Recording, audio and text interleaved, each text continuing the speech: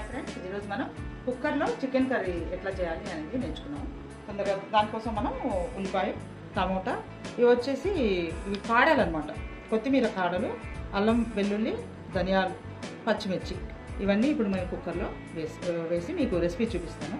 ఇవి వచ్చేసి కొంచెం మసాలా దినుసులు, కట్ చేసిన ధనియా పత్తా.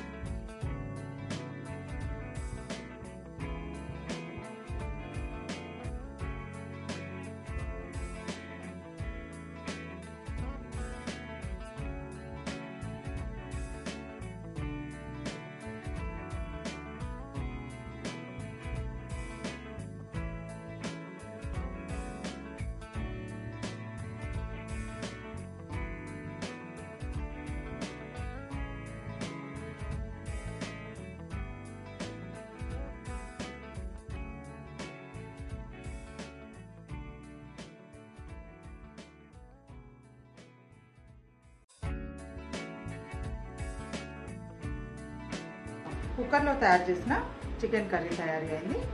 ఇట్లానే మనం ఇప్పుడు గ్యాస్ ప్రాబ్లం ఉంది కాబట్టి మనం కుక్కర్లో ఫాస్ట్గా తయారయ్యే రెసిపీస్ ఇవి మీరు కూడా చేసుకొని టేస్ట్ చేయండి. Please subscribe, share and comment. Thank you for watching.